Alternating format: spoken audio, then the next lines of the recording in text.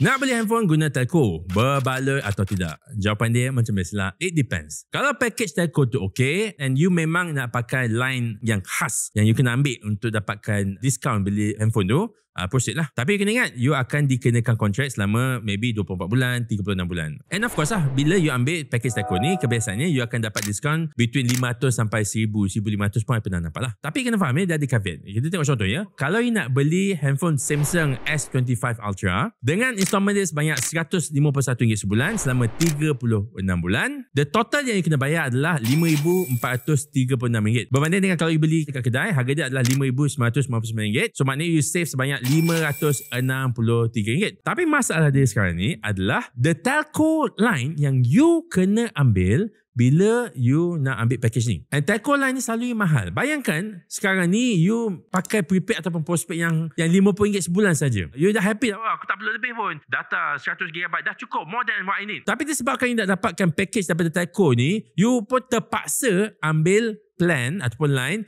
RM150 sebulan. So ini dah dikira rugi lah, sebab biasanya dah bayar RM50. Tapi now you kena tambah RM100 sebulan pula. Untuk 36 bulan, maknanya you bayar extra RM3,600 semata-mata nak dapatkan diskaun sebanyak RM563 for the Samsung S25 Ultra tu. So benda ni lah yang you kena kira-kira. Memang betul you nak kejar, apa yang nak kejar tu adalah savings bila you beli device tu. Tapi you terugi sebab you terpaksa upgrade your line. Benda ni bagus kalau you memang dah pakai pun line RM150 tu. Memang you perlukan this unlimited line daripada telco ni. You just maintain your line dan you sign contract untuk 36 bulan dan you dapat diskaun RM500 ke RM1000 ke. Yang itu okay lagi. So in this case, it depends on your current situation. What kind of line do you use? Adakah you sanggup upgrade you pay line semata-mata untuk dapatkan diskaun tersebut? So let me know what kind of method yang korang pakai. Adakah korang masih lagi membeli handphone melalui telco ataupun korang beli sendiri cash ataupun kredit lah dekat kedai-kedai kat luar.